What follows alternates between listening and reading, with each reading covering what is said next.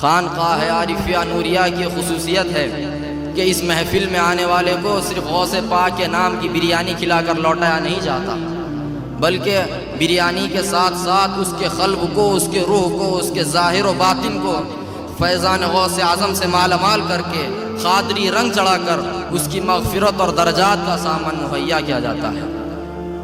بزرگوں، قدر کرو اس در کی، اس محفل کی، جہاں ساری دنیا سرکار غوث پاک کے وسیلے سے اپنی وہ دنیا سنوارنے میں لگی ہے جس کے بارے میں اللہ تعالیٰ ارشاد فرما رہا ہے وَمَا الْحَيَاةُ الدُّنْيَا إِلَّا مَتَاعُ الْغُرُورِ، کہ دنیا کی زندگی دھوکے کے سامان کے علاوہ کچھ نہیں ہے۔ اور اہل علم حضرات تک سرکار غوث پاک کے صدقے سے وہ مال و دولت کمانا، وہ دنیا نکھارنا سکھاتی ہے جس کے بارے میں یہ کہا جاتا ہے الدنیا جیفۃ وطلابها کلاب، کہ دنیا مردار ہے اور اس کا طلبگار کتا ہے۔ مگر خانقاہ عارفیہ نوریہ میں دنیا کو کیسے ٹھوکر مارنا، دل کی دنیا کو دنیا کی محبت سے کیسے خالی کرنا، اللہ کی اور اس کے رسول کی سچی محبت دل میں کیسے بسانا، یہ سکھاتی ہے، جو کہ حقیقی فیضان غوث اعظم ہے۔ اللہ تعالیٰ کیا ارشاد فرمایا ربنا اللہ ثم استقاموا تتنزل علیہم الملائکۃ الا تخافوا ولا تحزنوا، کہ بے شک وہ لوگ جو یہ کہہ دیے کہ میرا پروردگار اللہ ہے اور اس پر ثابت قدم رہے، اپنے قول کی طرح اپنے فعل میں استقامت دکھائے، تو ایسے لوگوں کے حق میں اللہ تعالیٰ یہ وعدہ کر رہا ہے کہ ان پر فرشتوں کا نزول ہوگا تاکہ وہ بے خوف و بے حزن ہو جائے۔ بزرگوں، اللہ تعالیٰ کو ربنا بولنا بڑا آسان ہے۔ ہم نمازوں کے بعد دعاؤں میں اللہ تعالیٰ کو ربنا ربنا کہہ کر بہت پکارتے ہیں، مگر ربنا پر استقامت سے ہم محروم ہیں۔ جو استقامت اصل ایمان ہے، جو استقامت فیضان غوث اعظم کا ثمرہ ہے، اس سے ہم محروم ہیں۔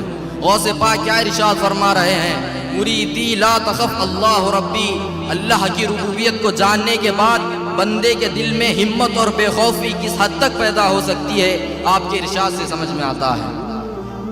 بزرگوں، آپ صرف خود بے خوف نہیں ہوئے بلکہ اپنے ہر مرید کو بے خوف و بے حزن ہونے کی دعوت دے رہے ہیں۔ آپ کے فیضان سے مالا مال ہونے والا نہ صرف دنیا و آخرت سے بے حزن و بے خوف ہوتا ہے بلکہ دنیا ما فیہا سے بے نیاز بھی ہو جاتا ہے۔ اللہ تعالیٰ اپنے کلام پاک میں ارشاد فرما رہا ہے رجال لا تلہیہم تجارۃ ولا بیع عن ذکر اللہ واقام الصلاۃ وایتاء الزکاۃ، کہ اللہ کے کچھ بندے ایسے ہوتے ہیں کہ دنیا کی کوئی کاروبار رہو، کوئی پیشہ، کوئی تجارت رہو، ان کو اللہ کی یاد سے، نماز ادا کرنے سے، زکوٰۃ ادا کرنے سے غافل نہیں کرتی۔ یعنی نہ وہ شریعت میں کوتاہی کرتے ہیں، نہ وہ اللہ کی یاد سے غافل ہوتے ہیں، وہ تو الذین ھم علی صلاتہم دائمون کی کیفیت میں آ جاتے ہیں۔ وہ دنیا میں رہتے ہیں مگر دنیا سے بیگانے ہو جاتے ہیں، وہ کھاتے ہیں، پیتے ہیں، سوتے ہیں، بازار جاتے ہیں، دنیا کی سیر کرتے ہیں مگر دنیا سے بری رہتے ہیں۔ ہمارے پیر حضرت غوث شاہ رحمۃ اللہ علیہ سرکار غوث پاک کی شان میں ارشاد فرما رہے ہیں آپ کے اوصاف سب اوصاف حق میں ہے فنا، حق ہی حق ہے سر بسر سمو بسر اور دست و پا، عبد قادر میں قادر کی تجلی ہے سب بجا، خود سے فانی حق سے باقی ہے سراپا حق نما۔ بزرگوں، دراصل یہی فیضان غوث اعظم ہے، اپنے ایمان کو مضبوط بنانا، استقامت پانا، کلمہ طیبہ کے تقاضوں کو پورا کرنا، شراب وحدت کا جام پی کر توحید کی مستی میں مست ہو کر دنیا مافیا سے بے رغبت ہو جانا، یہی فیضان غوث اعظم ہے۔ اور الحمدللہ یہ فیضان غوث اعظم آپ کے در پر اس قادری دربار میں یہ فیضان آج بھی دستیاب ہے اور انشاءاللہ قیامت تک دستیاب رہے گا، جو کہ ہمارے شیوخ کا محنتوں کا مشقتوں کا صدقہ ہے۔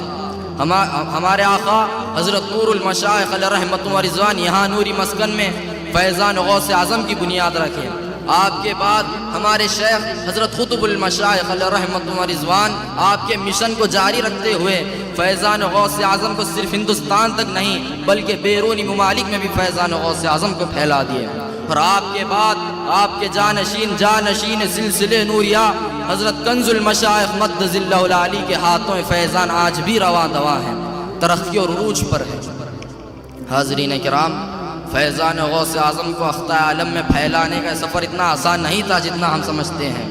ہمارے شیوخ کتنی تکالیف اٹھائے، کتنی محنتیں مشقتیں کریں، ہمارے شیوخ کے علاوہ اور کوئی نہیں جانتا۔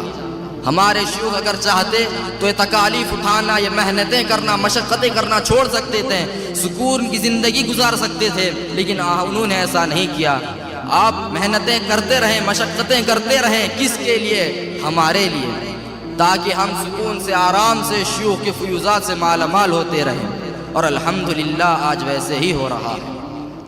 ہمارے شیوخ نہیں چاہتے کہ ہم شیوخ کے فیوزات سے محروم رہیں، ہمارے شیوخ نہیں چاہتے کہ ہم کسی غیر کے سامنے جا کر بھیک مانگیں، یہ صدقہ ہے ہمارے شیوخ کا۔ آج جو فیضان ہمیں مفت میں مل رہا ہے یہ صدقہ ہے ہمارے شیوخ کا۔ آج ہم کو کسی غیر کے سامنے جا کر ہاتھ پھیلانے کی نوبت نہیں آئی تو یہ صدقہ ہے ہمارے شیوخ کا۔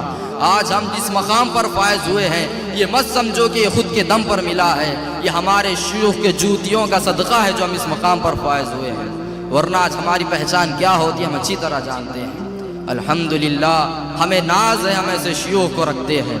اللہ تعالی ہم سب کو شیوخ کو راضی رکھتے ہوئے، شیوخ کے مرضی کے مطابق، شیخ کے نقش قدم پر چلتے ہوئے شیخ کی اتباع میں ہماری ساری زندگی بسر کرنے کی توفیق عطا فرمائے۔ اللہ تعالیٰ سے دعا ہے اے اللہ ہم جو کہہ رہے ہیں سن رہے ہیں اس کو صحیح جاننے، سیکھنے، سمجھنے، اس پر عمل کرنے کی توفیق عطا فرما۔ ہم سب کو فیضان غوث اعظم کے حقیقی فیضان سے مال مال فرما، حاضرین کی مغفرت فرما۔ اے اللہ کنز المشائخ کی عمر اقبال میں برکت عنایت فرما، آپ کو کامل صحت عطا فرما، آپ کا سایہ ہم پر تا دیر سلامت رکھ۔ اے اللہ ہمارے شیوخ ہم سب کو جس طرح بن کر دیکھنا چاہتے ہیں ہم سب کو عین اسی طرح بن کے دکھانے کی توفیق عطا فرما۔ حاضرین کی مغفرت فرما، ہم سب کی مغفرت فرما، آمین بجاہ سید المرسلین وآخر الدعوانا ان الحمدللہ۔